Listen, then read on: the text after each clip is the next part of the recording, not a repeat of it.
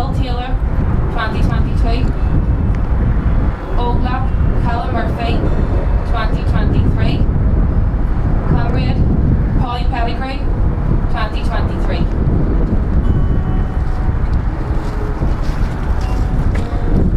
Could we pause for a minute's silence, please?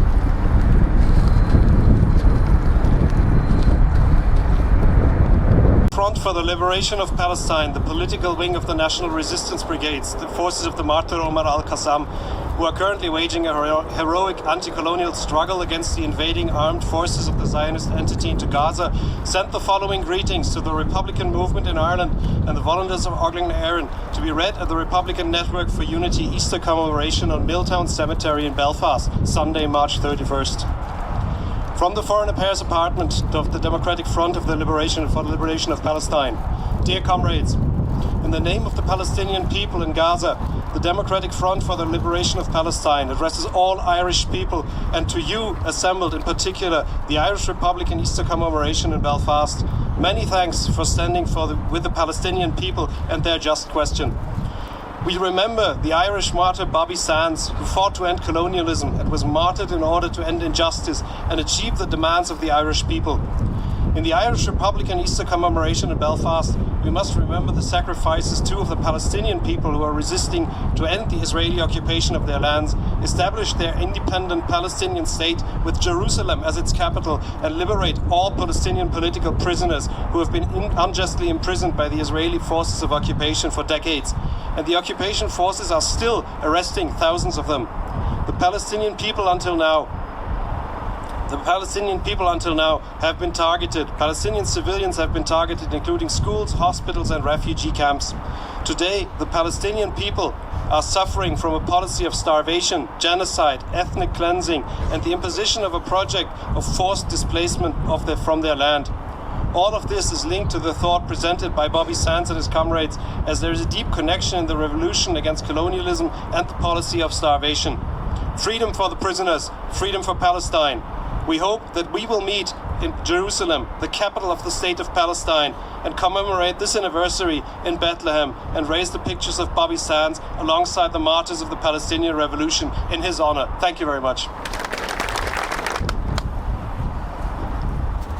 Friends and comrades, we stand here bound under the common cause of being Irish and commemorating those who have given their lives for Irish liberation. It is incumbent upon us all to achieve the dreams and aspirations of our people through the pursuit of the true Irish Republic proclaimed in 1916. We send solidarity to Cocos POWs, Paul Crawford, Fergal Kane and Aidan O'Keefe. Our thoughts are with you all and your families. We also would like to give a warm welcome home to our comrade Carl Riley. We are glad to see you return to your loving family and community. We moved beyond the rhetoric of daily activism and advocated community support and empowerment, creating a political conscience that would transcend tribalistic mentalities. We have and continue to demonstrate that those people that you vote for are supposed to be a manifestation of your will and your desire. But they have routinely failed to represent you. So what is the alternative? Truly, the only alternative to something that is beyond repair is to change it. When we say it is time for change, we are not simply asking you to think about a united Ireland. Instead, we are asking you to envisage a different future, one that places real political power within the communities with the people, not the corrupt bureaucrats currently hoarding power and profits. There are better examples of government across the world, better fiscal systems, health systems, etc. We are allowing ourselves to be stifled by the set parameters of foreign power. Republican Network for Unity will continue to use our time in crafting a roadmap, not of Irish unity but for Irish liberalisation. The Palestinian people are suffering a monumental terror and genocide by the cowardly Israelis who drop bombs, murder and maim without a cure for innocent people. This is yet another attempt to wipe the Palestinian people from the map. The United States of America and Britain continue to supply these bombs and other munitions to be used on civilian population. They are no less culpable of genocide or war crimes.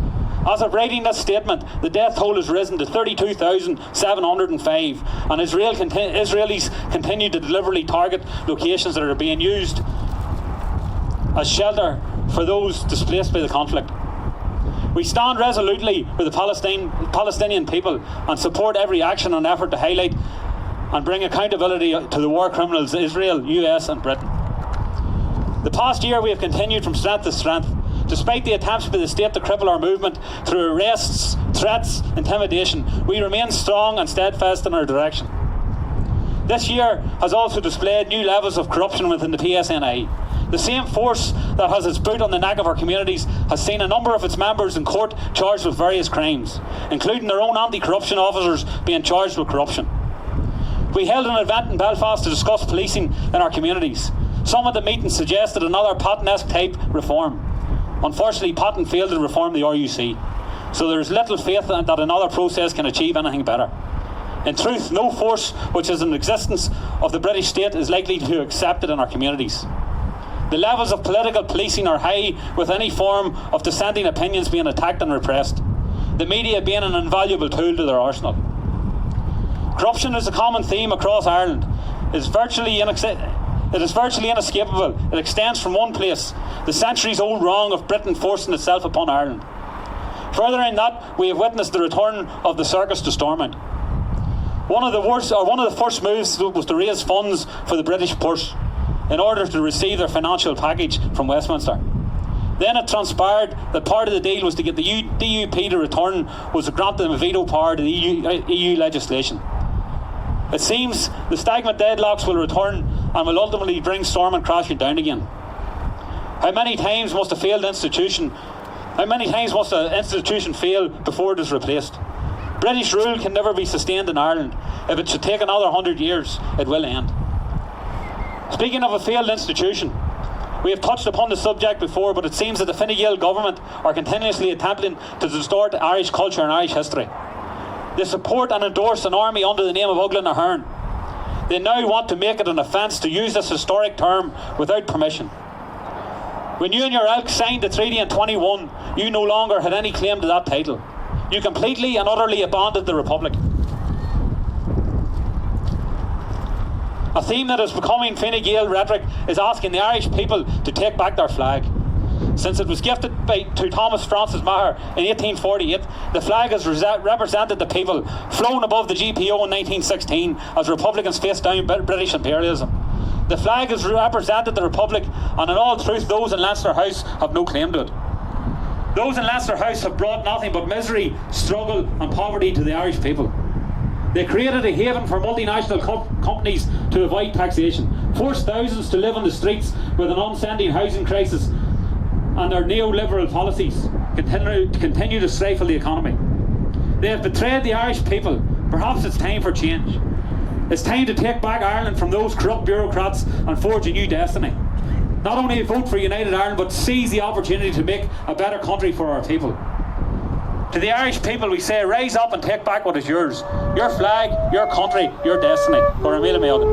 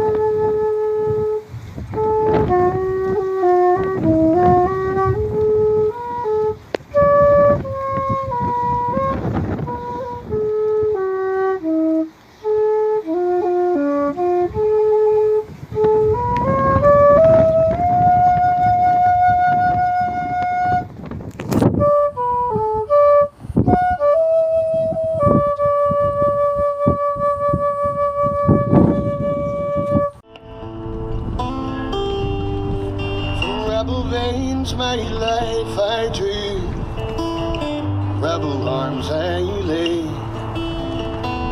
from rebel lips, the lessons true that led me day by day. Rock to rest in a rebel's breast, nursed on a rebel knee. There woke and grew, for weal or rue this rebel heart.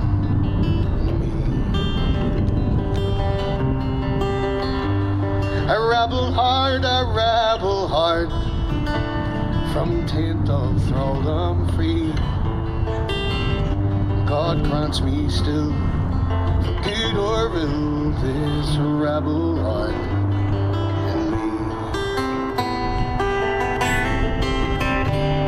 I read my country's checkered page, I sang her deathless songs, I wept her woes from age to age, and I burned to right her wrongs. When I saw her to alien law, she never bent the knee. Oh, prouder yet, for Ireland beats this rebel heart in me. A rebel heart, from taint of thraldom free. God grants me still, for good or ill, this rebel heart in me. A rebel heart, from taint of thraldom free. God grants me still, for good or ill, this rebel heart in me. God grants me still, for good or ill, this rebel heart and me.